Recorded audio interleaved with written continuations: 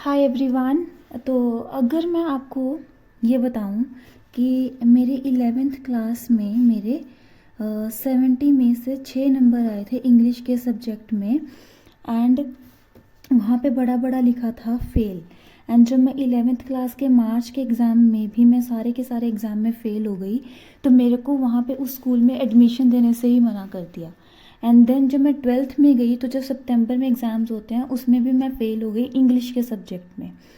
तो इस पॉइंट से लेकर मैंने कैसे अपनी जो है वो इंग्लिश को इम्प्रूव किया, कैसे बैंक के एग्ज़ाम के लिए मैं जो इंग्लिश है उसको टारगेट करती हूँ, कैसे मैंने मेंस के एग्ज़ाम में इंग्लिश के सेक्शन का जो कट ऑफ है वो क्लियर किया। ये सारी जो चीज़ें हैं ना, वो सारी चीज़ें मैं छोटी से छोटी जो डिटेल है वो हर एक डिटेल इस वीडियो में शेयर करूँगी। तो फर्स्ट ऑफ ऑल अगर मैं बताऊँ तो मेरी जो 10th की स्कूलिंग है ना, वो हुई है हिंदी मीडियम से। अब मैंने बहुत सारी वीडियोस देखी हैं जहाँ पे यूट्यूब में ये कहते हैं कि मेरी भी हिंदी मीडियम से रही है, मैंने ऐसे इम्प्रूव किया इंग्लिश को, मैंने वैसे किया। लेकिन अगर मैं मेरे स्कूल की बात करूँ तो हमें जो साइंस है, साइंस में जो इलेक्ट्रॉन प्रोटॉन होते हैं ना, जो 10th तक होते हैं, वो भी हमें एक स्टोरी की तरह साइंस पढ़ाई जाती थी कि लाइक आप स्टोरी रीड कर रहे हो और समझाने का कुछ काम ही नहीं है। सोशल साइंस भी ऐसे ही पढ़ाते थे। तो सब कुछ ये चीज़ें तो हिंदी में ही होंगी, है ना। एंड जो इंग्लिश थी वो भी हमें एक हिंदी के थ्रू पढ़ाई जाती थी। यानी कि अगर इंग्लिश में अगर यहाँ पे क्वेश्चन लिखा है तो यहाँ पे उसकी हिंदी की ट्रांसलेशन लिखी होती थी और हम हिंदी को पढ़ के क्वेश्चन समझते थे कि क्वेश्चन में लिखा क्या है। एंड फिर आंसर भी ऐसे ही, जैसे यहाँ पे इंग्लिश में लिखा है, यहाँ पे हिंदी में उसकी ट्रांसलेशन है, हम हिंदी को पढ़ के इंग्लिश को समझते थे कि क्वेश्चन ये कहना चाह रहा है। एंड बाय चांस अगर एग्ज़ाम में आंसर में एक सिंगल वर्ड अगर मैं भूल गई ना, तो मैं पूरा का पूरा क्वेश्चन छोड़ देती थी, क्योंकि मुझे इतना कॉन्फिडेंस ही नहीं होता था कि मैं पूरा क्वेश्चन कंप्लीट कर पाऊँ, क्योंकि हिंदी के थ्रू हम इंग्लिश पढ़ते थे। ऐसे ही करके ये 10वीं तक मेरी पढ़ाई हुई है। मेरे को बेसिक कुछ भी नहीं पता था, मतलब एक नाउन प्रोनाउन बेसिक एजुकेशन जो है वो मेरी इतनी अच्छी नहीं रही बिल्कुल भी, 10th तक तो बिल्कुल भी नहीं। एंड ये जो 10th की एजुकेशन है वो मेरी रही है PSEB से, यानी कि पंजाब स्कूल एजुकेशन बोर्ड से। मैं ये नहीं कहूँगी कि हर एक PSEB ऐसा होता है, बट मेरा स्कूल बहुत बेसिक था, जहाँ पे स्टोरी की तरह पढ़ाया जाता था। हर एक चीज़ आपको समझाई नहीं जाती थी, आपकी बेसिक चीज़ें जो हैं वो क्लियर नहीं की जाती। तो ऐसे रही मेरी। एंड 10th में ये रट्टे लगा के क्रैमिंग करके मेरे मार्क्स आ गए होंगे अच्छे 10th में। एंड मैं अपने आप को इतनी होशियार समझने लगी कि मैंने 11th में जाकर नॉन मेडिकल ले ली। तो 11th जो है वो मेरी CBSE से हुई, जहाँ पे मेरे सितंबर में 70 में से 6 नंबर, बड़ा बड़ा फेल लिखा था वहाँ पे।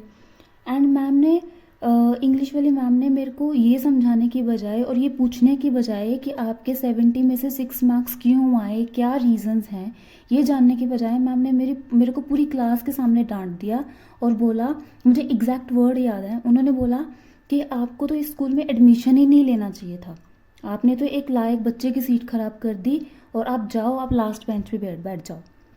ऐसे बोला मैम ने मेरे को। एंड पूरी क्लास को बोल दिया कि इससे कोई बात नहीं करेगा आज के दिन। तो वो दिन तो छोड़ो, मतलब कि मेरे से कोई भी बात, सबने बात करना जो है वो मेरे से क्लास में छोड़ दिया। फिर बाद में जब मार्च के एग्ज़ाम में मैं फ़ेल हो गई, हर एक एग्ज़ाम में उन्होंने एडमिशन देने से मना कर दिया और बोला कि ये हमारा रिज़ल्ट ख़राब कर दे, क्योंकि उनके स्कूल के हिसाब से, CBSE स्कूल के हिसाब से, अगर एक स्टूडेंट जो है वो इंग्लिश में फ़ेल हो रहा है, दैट मीन्स कि उनका रिज़ल्ट ख़राब हो जाएगा। और उन्होंने बोला कि आप आर्ट्स में एडमिशन ले लो। आर्ट्स तो उन्होंने बहुत ही मतलब कि लो लेवल की लगा ली उस टाइम पे, ठीक है। एंड मेरी मम्मी जब स्कूल में मेरे साथ गई थी रिज़ल्ट लेने के लिए, उन्होंने बोला कि चल तू भी मतलब कि आर्ट्स में ले ले। तो मैंने उनको साफ बोल दिया कि मेरे को स्कूल से पढ़ना ही नहीं है, क्योंकि मेरे से स्कूल में कोई बात भी नहीं करता, ना कोई मेरे से बैठता है, तो मेरे को पढ़ना ही नहीं है स्कूल में। फिर मैंने जब 12th में दोबारा 11th करी दूसरे CBSE स्कूल से, उस CBSE स्कूल ने भी मेरे को एडमिशन देने से मना कर दिया था, क्योंकि जब उन्होंने मेरे डॉक्यूमेंट्स देखे तो उनको पता चल गया था कि मेरी जो 11th है पहले मैं फ़ेल हो चुकी उसमें। तो फिर उन्होंने एप्लीकेशन लिखी कि अगर आप 12th क्लास में फ़ेल हो जाते हो तो ये हमारी रिस्पॉन्सिबिलिटी नहीं है, ये आपकी रिस्पॉन्सिबिलिटी होएगी, आपके पेरेंट्स की होएगी। तो ऐसे करके हमने मतलब हाँ कर दी थी, मैंने साइन कर दी उस एप्लीकेशन पे, मम्मी पापा ने कर दिए, तो मेरा एडमिशन हो गया। 11th में मैं पास होगी, 12th में जाके मैं फिर फेल हो गई इंग्लिश में सितंबर के एग्ज़ाम्स में। 70 में से 18 नंबर आए, 21 चाहिए थे, नहीं आए थे। फिर जैसे तैसे करके 12th में मैं पास हो गई थी। 100 में से मुझे मार्क्स याद नहीं, 80 से 85 के बीच में आए थे, क्योंकि 11th 12th में आपको बेसिक तो नहीं पढ़ाएंगे, है ना। नाउन पर नाउन तो छोड़ो, आपको बेसिक फॉर्मेशन थोड़ा ना पढ़ाएंगे, क्योंकि वो 6th 7th से लेकर 10th तक की बात होती है जो आपको बेसिक पढ़ाएंगे इंग्लिश का। तो वो मेरे मतलब कि 11th 12th में नहीं हुआ। 11th 12th में था टेंडर नोटिस हो गया, लेटर राइटिंग हो गया, ऐसे राइटिंग हो गया, स्टोरीज होगी, वो आपको पढ़नी होती है और वो आप धीरे धीरे समझने लगते हो उन चीज़ों को। लेकिन जब मेरी ग्रेजुएशन हुई तो ग्रेजुएशन में इंग्लिश थी नहीं, सिर्फ फिजिक्स केमिस्ट्री तो मैंने ली नहीं थी, कंप्यूटर लिया था, फिजिक्स कंप्यूटर एंड मैथ्स था। वो धीरे धीरे करके मेरे जब लास्ट ईयर हुआ बीएससी का तो मेरी कैंपस प्लेसमेंट हो गई थी इन्फोसिस कंपनी में। एंड वो हुई थी क्योंकि मेरी कोडिंग अच्छी थी, मुझे C++, जावा स्क्रिप्ट ये अच्छे से आती थी उस टाइम पे। एंड जो इंटरव्यू मैंने क्लियर किया था इन्फोसिस का वो बेसिकली पूरा टेक्निकल था, ऐसा नहीं था कि मेरी इंग्लिश उन्होंने टेस्ट की हो, नहीं, उन्होंने कोडिंग करवा के देखी थी, वो मेरे से हो गई थी। देन मम्मी पापा ने मेरे को इन्फोसिस मतलब कि उन्होंने मेरे को ज्वाइन नहीं करने दिया, क्योंकि मेरे पापा चाहते थे कि मैं बैंकिंग की तैयारी करूँ। मतलब मेरा स्टार्टिंग से नहीं था कि मेरे को बैंकिंग करनी है, मेरे को IT सेक्टर में ही जाना था, लेकिन पापा कह रहे थे कि तू बैंकिंग कर। तो फिर मैंने धीरे धीरे जैसे अब बैंकिंग की तैयारी स्टार्ट करी तो मैंने देखा कि इंग्लिश का एक ऐसा लेवल पूछ रहे हैं जो मेरी रीच से ही बाहर है, सीरियसली बोलूँ तो। क्योंकि जब मैंने पहला मॉक लगाया था ना उसमें मेरे नेगेटिव में मार्क्स आए थे, नेगेटिव में। एंड इंग्लिश को मैंने कैसे इम्प्रूव किया मैं बताती हूँ आपको। धीरे धीरे जब मॉक दिया नेगेटिव में मार्क्स आए, मेरे को पता चल गया कि मेरे को बेसिक स्ट्रक्चर ही नहीं याद। जब मैंने यूट्यूब पे वीडियोस देखी ना तो वहाँ पे बोल रहे थे कि आप अगर आपको बैंक की तैयारी करनी है तो इंग्लिश के लिए आपको रीडिंग करनी पड़ेगी। अब मैं रीडिंग कैसे करूँ, क्योंकि मेरे को तो बेसिक स्ट्रक्चर ही याद नहीं है। याद तो क्या, मेरे को बेसिक स्ट्रक्चर ही नहीं आता है। वुड के साथ वर्ब की फर्स्ट फॉर्म भी लगा देंगे, वुड के साथ हैव भी लगा देंगे, वर्ब की थर्ड फॉर्म भी लगा देंगे। फिर कंडीशनल ऑथर जो बोल रहा है अपनी लैंग्वेज में हैड से सेंटेंस स्टार्ट कर देगा, वर्ब 3 लगा देगा, देन वुड प्लस हैव भी लगा देगा। मतलब एक कंडीशनल सेंटेंस भी वो बोल रहा है, मैं उसको कैसे समझूं। तो एक ऐसा स्टूडेंट जिसको बेसिक फॉर्मेशन नहीं पता सेंटेंसेस की, जिसको ये चीज़ें नहीं पता, तो वो रीडिंग कैसे स्टार्ट करे। तो मेरे को था कि मेरे से रीडिंग नहीं होएगी। जब मैंने न्यूज़पेपर लगवाया तो एक दिन पढ़ा, एक आर्टिकल को पढ़ने में घंटा लग गया, वो भी नहीं समझ में आया, मेरे सिर से ऊपर से निकल गया। फिर मम्मा ने बोला कि देख तू न्यूज़पेपर तो लगवा रही है लेकिन तू पढ़ नहीं रही है। तो मेरे दिमाग में और ज़्यादा टेंशन हो गई कि न्यूज़पेपर तो लगवा दिया, उसके बंडल के बंडल इकट्ठे हो रहे हैं लेकिन मैं पढ़ नहीं रही हूँ उनको। तो फिर मैंने न्यूज़पेपर बंद करवा दिया। धीरे धीरे जब मैंने सर्च किया कि मतलब क्या हो सकता है जो मेरे लेवल पर मेरे को इंग्लिश समझा सके, यूट्यूब पे तो मेरे को कोई कोर्स नहीं मिला। फिर मैंने खुद से सर्च किया और मेरे को मिली ये वाली बुक जो है इंग्लिश फॉर जनरल कंपटीशन। ये है नीतू मैम की।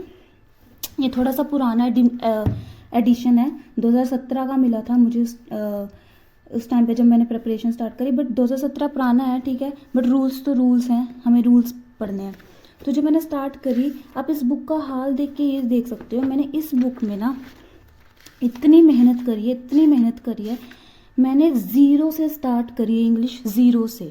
इस बुक को अगर मैं स्टार्टिंग से दिखाऊं आपको तो इस बुक से रिलेट ही मैंने इसलिए किया क्योंकि इसमें हिंदी के ज़रिए मेरे को समझाया जा रहा है कि ये वर्ब यहाँ पे है, ये मेन सब्जेक्ट है, इस मेन सब्जेक्ट की वजह से ये वर्ब यूज़ हो रही है। कंडीशनल इसने बहुत अच्छे से समझा रखे हैं इस बुक में, हर एक डाउट। अब जैसे मेरे को लगा कि इस बुक में ये चीज़ें नहीं है क्योंकि ये पुराना एडिशन था ना, तो वो मैंने नोट्स बना कर लिख लिए गूगल पे सर्च करके। जैसे अगर मैं एक टॉपिक सर्च कर रही हूँ तो मैं उसका गूगल पे भी सर्च कर रही हूँ, वो सारा मैंने अच्छे से नोट्स बना लिए। मैंने हर एक चीज़ जैसे मेरे को जहाँ पे लगा कि मेरे को इम्प्रूवमेंट की ज़रूरत है, मैंने हर एक चीज़ इस बुक से सॉल्व करी है। अब इस बुक ने मेरे को इतना कॉन्फिडेंस दे दिया, इतना कॉन्फिडेंस बिल्ड कर दिया कि मेरे को इंग्लिश से डर नहीं लगता। मतलब मेरी जो बेसिक रूल्स की जो फर्स्ट स्टेप है ना बिल्डिंग का, यानी कि फर्स्ट स्टेप है, वो मेरा क्लियर हो गया इस बुक से। इस बुक पे मैंने बहुत मेहनत करी है एंड इस बुक में मेरे को हर एक रूल पता है कि हाँ ये रूल ना इस वाले चैप्टर का होएगा और यहाँ पे मेरे को जाके सर्च करना है उस रूल को। तो मैं उसको रूल को देख लेती हूँ एंड फिर मैंने हर एक चीज़ ऐसे करके जो भी बेसिक चैप्टर्स हैं वो सारे करे। इससे मेरे जो हैं वो बेसिक जो टेंस हो गए, ये सारी चीज़ें मैंने क्लियर करी, सेंटेंस की फॉर्मेशन मैंने क्लियर करी। फिर जब मैंने एक बारी एडिटोरियल रीड किया तो मैं यूट्यूब पे सर्च कर रही थी कि एडिटोरियल कौन अच्छे से पढ़ाता है। उस टाइम पे ना ऊपर चैनल का नाम आया था आशीष क्लासेस। आशीष क्लासेस नाम से एक यूट्यूब चैनल है। ये सर एसएससी के लिए पढ़ाते हैं, बैंक के लिए नहीं पढ़ाते, लेकिन इनके व्यूज़ ना एडिटोरियल पे थोड़े से कम आते हैं। तो मैंने पहले सर्च नहीं किया, मैंने उनका एडिटोरियल देखा जहाँ पे व्यूज़ ज़्यादा हैं, पर मेरे को नहीं समझ में आया। तो मैंने एक दिन इनका खोल के देखा, मेरा एडिटोरियल इनकी वजह से, इन सर की वजह से मेरे एडिटोरियल रीडिंग का जो वे है वो बिल्कुल चेंज हो गया। मतलब ये सर बताते हैं कि ये वर्ब जो है वो इस सब्जेक्ट की वजह से यूज़ हो रही है, ये जो दैट है ये इस सब्जेक्ट की वजह से यूज़ हो रहा है। और हर एक लाइन बाय लाइन आपको मतलब कि एडिटोरियल पढ़ाया जाता है। मतलब ऐसे नहीं कि एक लाइन पढ़ी उसका पूरा मतलब बता दिया, नहीं, एक लाइन में एक सिंगल सब्जेक्ट, एक बिल्कुल वर्ड जो है ना वो उनका मतलब समझाया हुआ है। तो इन सर को मैं क्रेडिट दूंगी। मेरे एडिटोरियल जितना भी मेरे को आता है ना, जितना भी सफिशेंट आता है कि हाँ मतलब मीनिंग समझ में आ जाए, मतलब कि एक पूरे पैराग्राफ का मतलब समझ में आ जाए कि अच्छा इस पैराग्राफ में ये कहा गया। एक पर्टिकुलर लाइन का अगर मुझे मतलब ना पता चले बट मेरे को पूरा पैराग्राफ का मतलब समझ में आ जाएगा कि हाँ ये बोला हुआ है, तो ये क्रेडिट मैं ये वाले सर को दूंगी। ठीक है। तो जब मैं एडिटोरियल कर रही थी तो डेफिनेटली वोकैबुलरी वर्ड्स तो आएंगी। अब यूट्यूब पे ये बोला जाता है कि आप वोकैब के लिए कॉपीज मत लगाओ, लेकिन मैंने कॉपीज लगाई और मेरी वोकैब इतनी अच्छे से प्रिपेयर होगी, लाइक सफिशिएंट वोकैबुलरी मुझे मिल गई। अगर मैं ये बोलूँ तो अगर ये मैंने कॉपी लगाई पहले, ये वाली कॉपी, एंड इस कॉपी में लगभग 1000 वर्ड्स होंगे, 1000 वर्ड्स इस कॉपी में। इस कॉपी में मेरे को जैसे मुझे वर्ड्स लिखने थे मैंने वैसे इस कॉपी में वर्ड्स लिखे हैं, मेरे को जैसे समझ में आता है मैंने वैसे करके लिखे हैं। मैंने 2-2 टिक लगा रखे हैं ये सोचकर कि मैं इसको रिवाइज कर सकूं। इस कॉपी को मैंने लगभग 10 बारी रिवाइज कर लिया है और मुझे लगता है कि इस कॉपी में हर एक सिंगल वर्ड मेरे को अच्छे से आता है, मतलब अच्छे से आता है। ये कॉपी में मेरे को नहीं लगता दोबारा रिवाइज करने की ज़रूरत है मेरे को, क्योंकि हर एक वर्ड मेरे को अच्छे से आता है। देन फिर मैंने ये वाली डायरी यूज़ करी, इस डायरी को भी मैंने अच्छे से फिल कर दिया।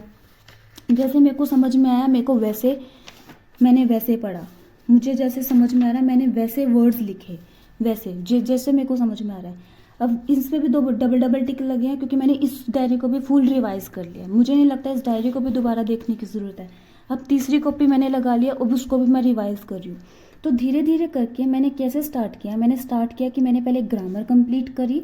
ग्रामर से मेरी बेसिक इंग्लिश जो है वो इम्प्रूव हो गई। फिर मैंने एडिटोरियल पे स्विच किया। फिर मैंने इन सर से मैंने एडिटोरियल सीखा कि एडिटोरियल कैसे रीड करना है। फिर अब मैंने ये वाले सर की वीडियोस देखना बंद कर दिया क्योंकि मैं खुद से एडिटोरियल रीड करती हूँ। एंड जिस एडिटोरियल को रीड करने में मुझे 1 घंटा लग रहा था, अब मैक्सिमम मुझे 5 से 10 मिनट लगते हैं, 5 से 10 मिनट। मैं दिखाऊंगी मैं कैसे एडिटोरियल रीड करती हूँ अभी आपको। ठीक है। तो ये हो गई क्या मतलब कि वोकैबुलरी की। मेरी वोकैब देखो, मेरे नोट्स से ही मुझे ऐसा लगता है कि मुझे बहुत बेनिफिट होता है। जब मैं वर्ड को लिखती हूँ तो लिखते लिखते टाइम ही मेरे मतलब कि दिमाग में हो जाता है कि हाँ इस वर्ड का ये मतलब है, बस उसको रिवाइज करना होता है बार बार। अब मुझे नहीं तो लगता कि मुझे रूल्स को रिवाइज करने की ज़रूरत है, बट हाँ मैं कई बार देख लेती हूँ, पर रूल्स मुझे ऐसा लगता है कि मेरे इम्प्रूव हो गए हैं। मैंने मॉक दिया था तो कभी कभी 5 में से 5 भी आ जाते हैं, 5 में से 4 भी आ जाते हैं और 5 में से 3 भी आ जाते हैं। ठीक है। तो 60 से 80% मेरी एक्यूरेसी रहती है एरर में। ठीक है। तो ऐसे करके फिर वोकैब हो गई। एंड वोकैब जब आप एडिटोरियल पढ़ते हो ना तो आपकी फ्रेजल वर्ब, आपके ईडियम्स, ये सारी चीज़ें भी इम्प्रूव होती जाती हैं। आप जब इन चीज़ों को देखते हो तो ये चीज़ें भी आपकी इम्प्रूव होती जाती हैं। एंड बैंक के लिए reading is must, but reading के लिए जब आप सेंटेंस को समझोगे, उन सेंटेंस को समझने के लिए आपको पहले बेसिक रूल्स करने पड़ते हैं।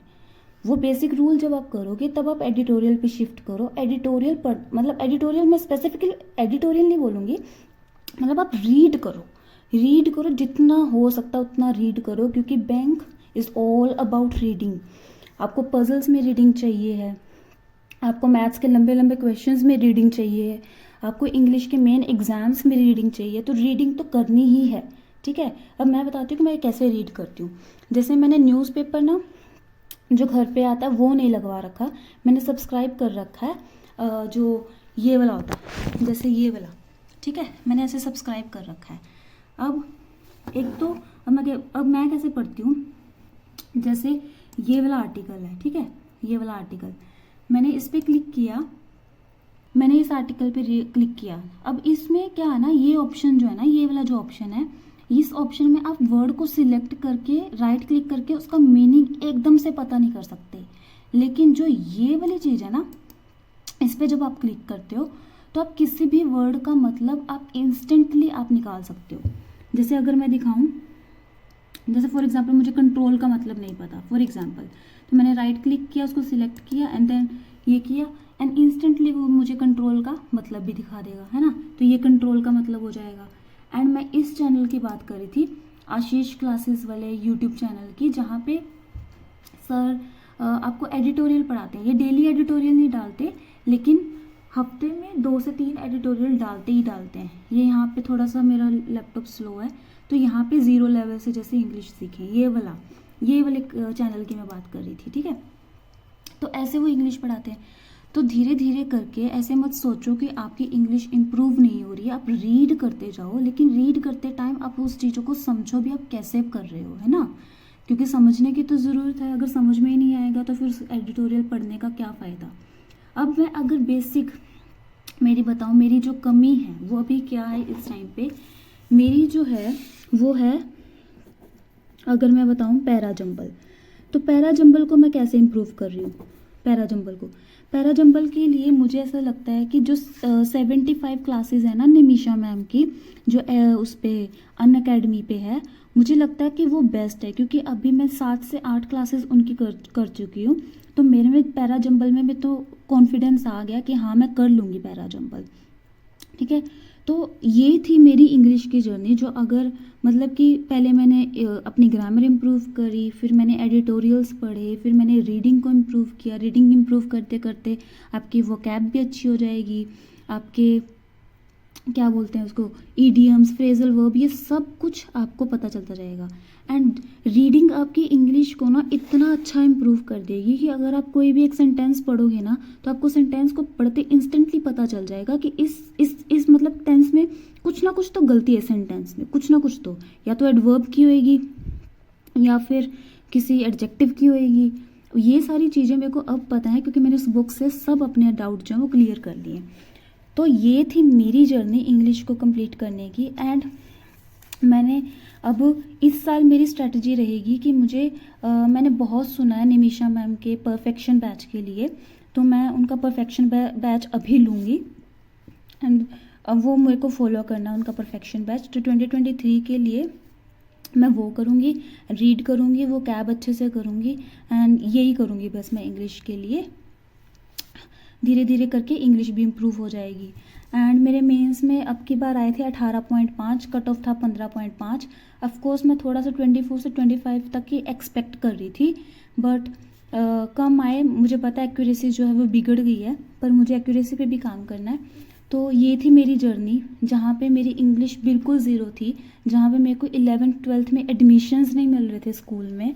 तो अभी मेरी इंग्लिश इतनी अच्छी हो गई है कि कभी कभी मेरे 25 से 26 नंबर भी आ जाते हैं मॉक में। तो यही थी, ऐसे बेसिक करके मैंने अपनी इंग्लिश इम्प्रूव करी। आई होप कि आपको ये स्ट्रैटेजी अच्छी लगी हो। अगर आप भी उस लेवल पे, तो आप ऐसे करके अपनी जो इंग्लिश है वो इम्प्रूव कर सकते हो, ठीक है। And I hope you like this video.